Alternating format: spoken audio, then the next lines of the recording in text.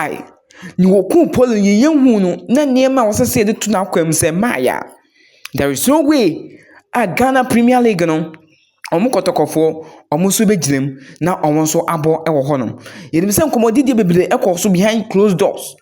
But yewura ket yeso kleku okraku enso ebehia kotoko mpeyifo no nkoma a onu diye ana yede ebrew enso ewo ahase no na enche yekọ na yakotie ensem a ket enso ekaye nsem a ode tudwa after say one krobia kumase asante kotoko IMC ehyiaye ane kotoko supporters leaders enso ehyiaye kotoko secretariat wono ensem a ode atudwa no yekọ na wonso wakwakotie na ket okreku say kwan bi oso ono so faso na oboa na obibia ode ne nsa ka pole ohye pole wuo no asibia no ewo say yeyi no enso epie ohwa yede ni nyina enso ede ebrew ewo GH Live Studios so me boss himself ono watie na eji kakranti mejinam na maye adwuma ni nso nyina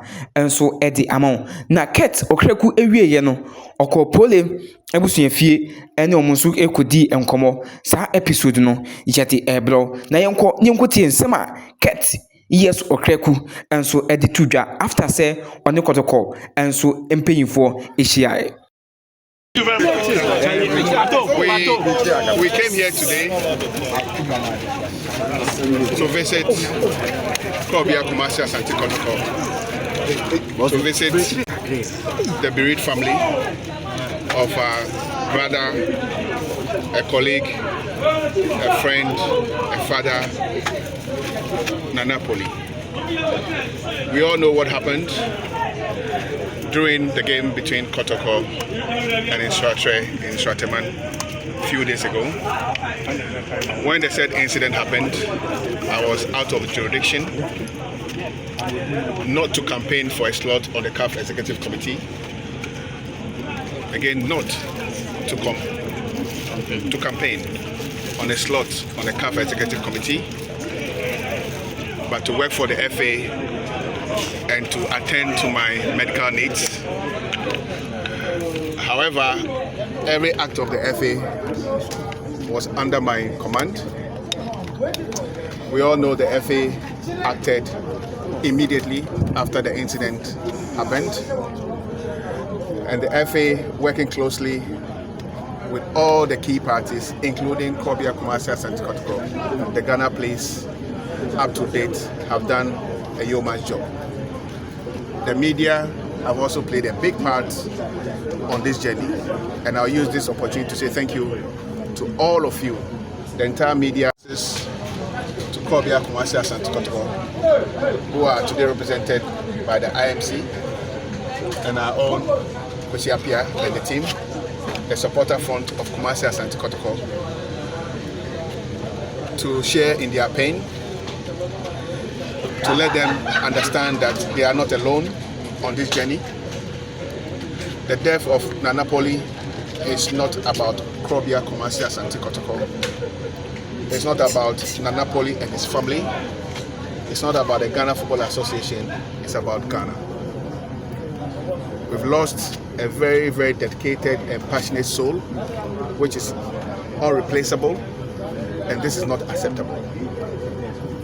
The FA, as we have demonstrated, will continue to stand shoulder to shoulder with Kobia Kumasi Asante Kotoko first and foremost, the entire family on this journey of pain.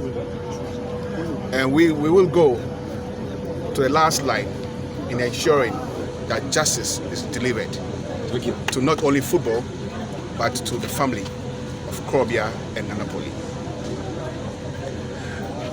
I think that all of us have a role to play. It is not good enough when one single soul is lost. Neither is it good enough for one of us to be selfish. What do I mean by this?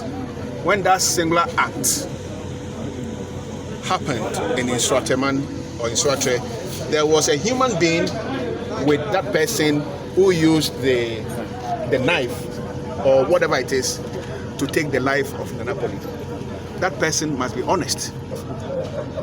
That person who was the killer must be honest and come out to tell us where the killer is. If that person is honest, if that person loves life, if that person loves football, this is the time for that person to be honest to. Semi catcher, we and summer cat, yes or crackle, and so a buy a bishia Kotoko secretariat, a bishia Kotoko campaign for almost secretariat one, and some of the two acre, and so, and no. This means he is ready. A very shameful said this time no water. Or say a fire no. But my young say no yari. And I was also 82 quine, not because of a position or power calf, but position or quiet juma at my effie.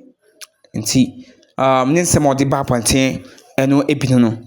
And after here, no, or quiet, and so could share busia. Makacho say next episode, no, moon communina and so goma, meti and so eddy a blow now on so one senior, and Nema and so is the acquaintance, cat or crackle, and so a buy a bisha Kotoko, and paying for Brana coach Aquasia Pia, and so a duo manim now or more, and so acquire. Then with Kotoko supporters, Circus chairman, who say na chairman K5 for her, and chairman Alexander Menu, the vice, now Omunina, and so PPR, and so Echo Kama, and so our honum. It's meeting, and so Echo Dean, and after because they closed doors, and after the meeting, lasted more than 1 hour. Tina komono anu ohyepa na anu ohyepa because cat hwe kwan bi obefa so a club ye Kumasi Asante Kotoko campaign fo beji atum se omo entwa emra nso obeti ase se omo new players men kasa league no wato abo ana se league no enso efrase enso ewo Ghana hase na bibia enso ebeye kama enti ne kure mu cat okraku enso efri enkran pumpuni mantemu enso esi fem o Kumasi emontene so ene Kotoko campaign for enso ekohia edidi enkomo emunsem bia no ye development news enso edibe free mu aba menim se ensema ekoso ewo meeting na ase no egusu a eboboba mate kakra no enam di bia to wanim no enye ne nyina eno ntia me say obe subscribe to the channel na apribia no obe say obehwe videos wo hwe videos no na one ye ne etna ye de betum bia no ye Kumasi ase efa pole na yie ni wo ni esiye court nsem bibia ye de nyina enso ede ebebrew enso ewa hase ye de brew ewo ofie ye de brew ewo office awote ye de brew ewo wo dem ba bibia wo hyese wo down paso ba bia wo bia ye de mu nsem nyina enso ede brew by say obe subscribe to the channel na o subscribe we are obe turn on the notification bell to turn it on na anytime I do video betum bia no you get a video notification abeba or phone so or machine so tablet so almost abedem say GH live studio ye the video and so atum na bibia and so ayekama so person ni yen so edi dwa na se bo wadwadie ho wadwadie de wudi hu dwa no say service o say ye gu so o pese ye bo hu de road mawa na wonso afrem payinfo na payinfo and so ne wakasa na bibia and so ayekama din edna bakwa gracious.